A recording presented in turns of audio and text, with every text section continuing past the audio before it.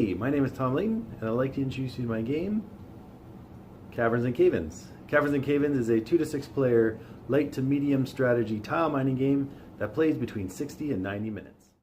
In Caverns and Cave-ins, the goal is to collect the most victory points by mining tiles that are most valuable to you. Each round, players will do 4 basic actions.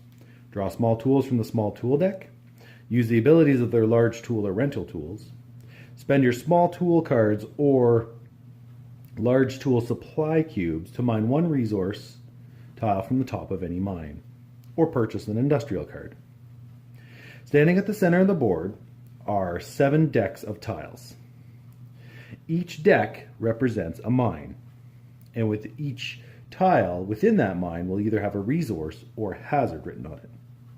The deeper you dig into the mines, the more valuable the resources become, and the hazards become more perilous. At the beginning of each round, players will draw cards. They will take these cards and add them into their hand. Once you have cards in your hand, you'll be able to start mining tiles. To mine a tile, you will need to match the resources on the bottom with the cards in your hand. For example, this limestone tile requires 1 dynamite and 1 shovel to mine. I have previously drawn a shovel and a dynamite card, and now I can successfully mine this limestone tile. I will add this limestone tile to my stockpile. The very first time that I mine a limestone tile, I will score 1 point and add that to the scoring track. If, for example, I had previously mined 3 limestone tiles on other turns, and I was to mine a 4th limestone tile, I would get a cumulative score. Instead of getting 1 victory point, I would now get 9 victory points for that tile and add that to the scoring track. Safety. Every round you will have to decide if you want to be safe or unsafe. To be safe, you need to discard 1 small tool card from your hand. So I will say, I'm going to be safe, and I will discard this card. If I was to uncover a hazardous tile, I would be safe that round. If I decided I would wish to be unsafe that round and be risky and save my cards, I will say I will be unsafe, and then if I was to uncover a hazard card, I would face whatever the consequences are there, and that would be losing victory points. So for this round here, I need to resolve the next tile and flip it. It's a cavern. If I was unsafe this round, I would have lost 3 victory points. Instead, I decided I was safe this round, so I will not have to lose any victory points.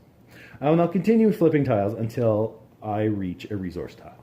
I've now hit a black opal, so that will end my mining action.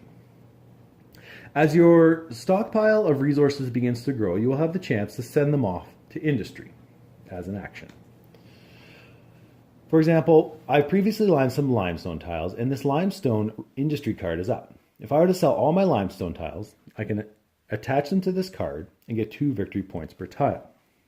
I will now permanently attach these tiles that will remain there for the remainder of the game, but I will get 8 victory points right now.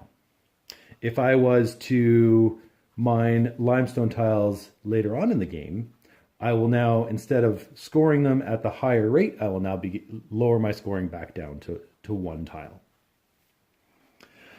Other things players will get is large tools. At the beginning of the game, players will get a large tool dealt to them. Large tools are special tools. First, they will replace small tools. So, for example, this dump truck will replace a bucket. To mine with a large tool, you spend 1 supply cube, discard it, and now you can use that as a bucket for that turn. Other extra things that the large tools can do are, if you spend a cube, you can use that in the place of safety for that round. You can also spend a cube to do a seismic survey, which means looking down the top 4 tiles, seeing what they are, and rearranging them any way you want. You can also spend 1 cube to mine 1 extra tile per round, or spend 1 cube to purchase an extra industrial card.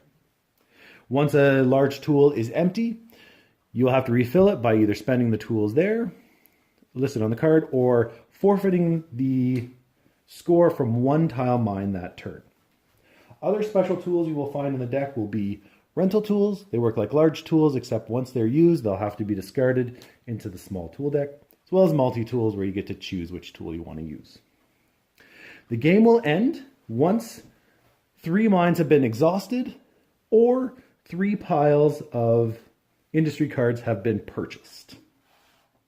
Players will then begin scoring for endgame bonusing, as well as reveal if they've accomplished their secret mission card dealt to them at the beginning of the game.